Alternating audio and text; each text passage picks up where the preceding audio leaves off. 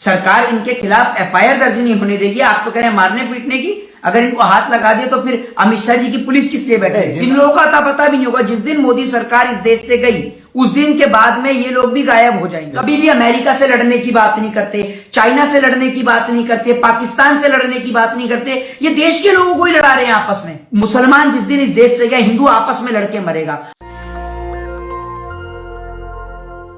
मैं शंभू कुमार सिंह और आप देख रहे हैं नेशनल डेस्क। पहले लोग सरकारों से सवाल पूछते थे, लेकिन उनके सरकार जवाब देती थी, उनके समर्थक हमला नहीं करते थे। पिछले 8 सालों में जब से बीजेपी की सरकार आई, एक नया ट्रेंड आया। अगर आप सरकार से सवाल पूछेंगे, आप पत्रकार हैं, चाहे आप बीबीसी हैं, सरकार हो सकता है बाद में इनकम टैक्स डाले, उनके जो समर्थक हैं वो हमला करने लगते हैं। तो क्या उनके समर्थक हैं, उनको सरकार की छूट है, वो पुलिस है, कानून है? अब ये खबर आ रही है, 2 Muslims men, Junaid and Nasir, allegedly kidnapped, lynched and set ablaze 100 kilometers away from their village after accusation cow smuggling. Family has accused Bajrang Dal and team of Monu Manesar. ये देखिए ये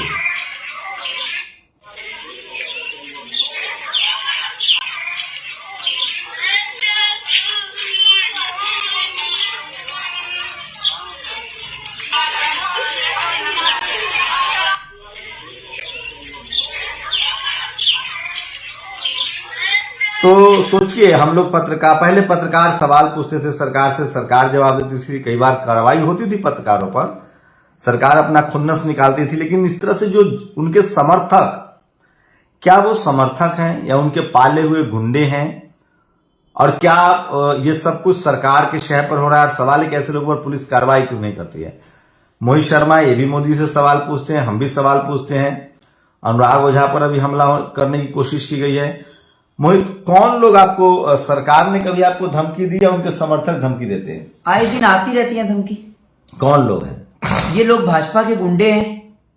भाजपा ने इनको ये समझे कि ये भाजपा के पेड वर्कर है। इनका काम होता है सुबह से शाम तक बस सोशल मीडिया को वॉच करना और सोशल मीडिया को देखना कि कौन कौन बैठ के सरकार की बुराई करता है। अगर कोई व्यक्ति तो सरकार का मसला है ना, हमारी भी सरकार है, हम भी इस देश के नागरिक हैं, हम अपनी सरकार से सवाल पूछ सकते हैं। देखिए, मैं आपको एक चीज बताता हूँ, इस देश के अंदर लोग बार बार क्यों इस बात को कह रहे हैं कि इस देश का लोकतंत्र खतरे में है, डेमोक्रेसी खतरे में, वो उसके पीछे कारण ही यही है कि जो हमारा जो फंडामेंटल राइट है, वो फंडामेंटल राइट्स हमसे छीने जा रहे हैं। राइट टू स्पीच का हमारा एक अधिकार है। सरकार का, मान लो शंभू से सरकार को दिक्कत है तो सरकार पुलिस जेल में डालेगी ना? सरकार, इनके समर्थक क्यों हमला करने? देखिए, सरकार, अगर आपको सरकार उठाकर जेल में डालेगी तो लोगों को पता है कि लीगल कार्रवाई होगी, और लीगल कार्रवाई में आप दोषी पाए नहीं जाएंगे तो आपको न्यायपालिका छोड़ देगी। लेकिन ये लोग क्या करते हैं, लोगों के मन में डर और दहशत पैदा करते हैं कि अगर एक व्यक्ति को मारा जाएगा तो उसकी पिटाई को देख के दूसरा व्यक्ति बोलने की हिम्मत नहीं रखेगा। इसीलिए ये लोग लिंचिंग करने का काम करते हैं और बड़ी संख्या में एक साथ इकट्ठे होते हैं एक जगह पर, और आकर, जैसे आपने देखा ना, ये झुंड में आते हैं पूरे एकदम, कुत्ते सुअरों को आपने देखा होगा, ऐसे इनका झुंड है। ये लोग कहने को इंसान है, वैसे इंसान नहीं है। ये लोग झुंड में आते हैं और आकर जो भी भाजपा के खिलाफ बोलता है या भाजपा की बुराइयां करता है, उसको आकर ये इसी तरीके से मारने पीटने का। ये लोग भी तो कांग्रेस वाले की बुराई करते हैं, सपा बसपा की बुराई करते हैं, आरजेडी की बुराई करते हैं, विपक्ष।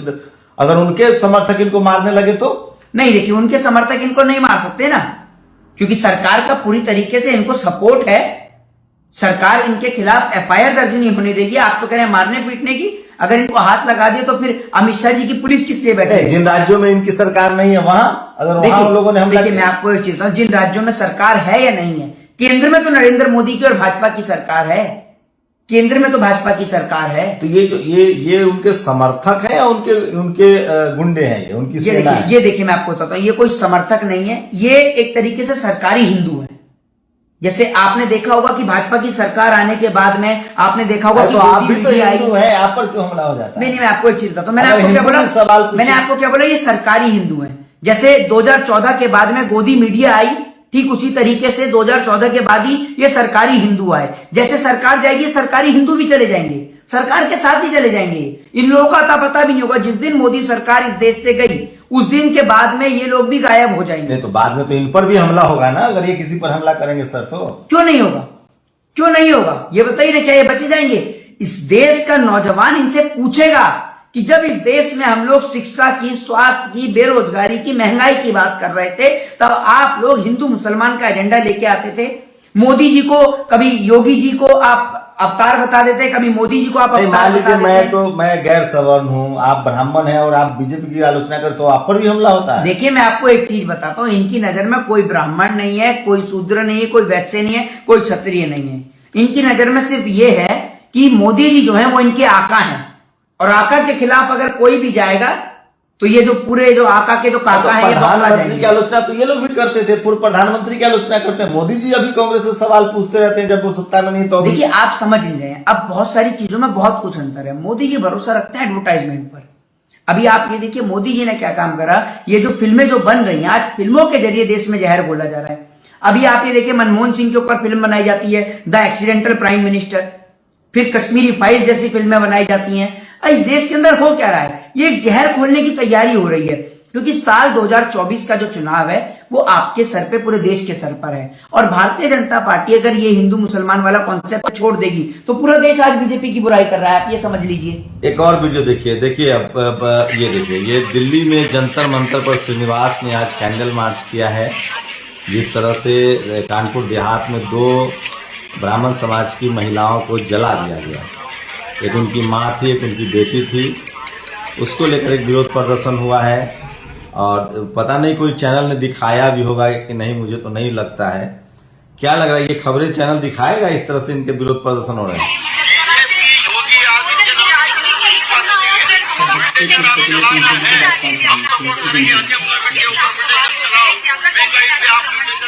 अच्छा, क्या लग रहा है, मीडिया खबरें अवॉइड करती है, इनके समर्थक सवाल पूछने पर हमला करते हैं, तो ये तो मतलब अब क्या होगा, तो गृह युद्ध करवाने की तैयारी। देखिए सर, मैं आपको एक चीज बताता हूँ, इस देश के अंदर जो भारतीय जनता पार्टी जो है उसका पेट नहीं भरा था हिंदू मुसलमान करने से। अब हिंदू हिंदू को आपस में लड़ा रही है। दूसरी सबसे बड़ी बात आप ये देख लीजिए, ये लोग कभी भी अमेरिका से लड़ने की बात नहीं करते, चाइना से लड़ने की बात नहीं करते, पाकिस्तान से लड़ने की बात नहीं करते, ये देश के लोगों को ही लड़ा रहे हैं आपस में। और हम लोग लड़ाई हथियारों की बात नहीं करते हैं। जब आप बाबा साहब भीमराव अंबेडकर की बात करते हैं ना, तो वहां पर लड़ाई हथियारों की नहीं होती है, वहां लड़ाई डेवलपमेंट की होती है। लेकिन ये अपने ही देश के लोगों को इतना लड़ा रहे हैं कि हम लोग क्या लड़ेंगे चाइना से, हम लोग क्या लड़ेंगे पाकिस्तान से। हमारा देश तो आपस में लोगों के लड़ने से ही खत्म होता जा रहा है आए दिन हमारे देश में। मैं आपसे पूछना चाहता हूं कि इस देश के अलावा किसी और देश में आप सुनते हैं कि मंदिर और मस्जिद के नाम के दंगे हो रहे हो? हमारे देश में मंदिर और मस्जिद के नाम के दंगे होते हैं जब आप कहते हैं कि we are living in a 21st century. कैसा 21वीं सदी का भारत, 22वीं सदी का भारत, ऐसा भारत है आपका? आपने इस भारत में इतना जहर घोल दिया है कि आप इस देश के 4 भाइयों को एक साथ जीने नहीं दे रहे हैं। उन 4 भाइयों को आप आपस में लड़ाने का प्रयास कर रहे हैं। अब उसके बाद में आप कोशिश ये करते हैं कि वोट मांगने के लिए आप सबके घर पे चले जाते हैं। एक बात आप मुझे बताइए, पहले आप कहते हैं कि हिंदू राष्ट्र की, आपने अपने कुछ ऐसे लोगों को छोड़ रखा है। ये बयान कभी भी मोदी जी के मुंह से नहीं सुनने को मिलेगा, अमित शाह जी के मुंह से सुनने को नहीं मिलेगा, लेकिन ये इन्हीं के तो पाले हुए लोग हैं जो बयान देते हैं हिंदू राष्ट्र का, चाहे कोई भी राष्ट्र का बयान देते हैं। एक बात आप मुझे बताइए, आज डेमोक्रेटिक कंट्री थी, तभी तो नरेंद्र मोदी एक चाय वाला व्यक्ति प्रधानमंत्री बन गया। मैं आपसे पूछना चाहता हूं, आप ये बात सीधे तौर पर समझ लीजिए, अगर इस देश के अंदर मुसलमान चला गया ना, सबसे पहले धन्यवाद आपको मुसलमान का देना चाहिए। मुसलमान जिस दिन इस देश से गया, हिंदू आपस में लड़के मरेगा। और दूसरी बात ये कि कोई भी व्यक्ति इस देश के अंदर आकर कह देता है कि मुसलमान भारत छोड़ो, कोई कह देता है कि भैया दलितों के ऊपर सवाल खड़े कर देता है। अरे मैं आपसे ये कहना चाहता हूं कि आप किस हैसियत से मुसलमान को कहते हैं? जितना इस देश की आजादी में योगदान हिंदुओं का है, उतना ही योगदान इन मुसलमानों का भी है। क्या आप अशफाकुल्लाह खां को भूल जाएंगे?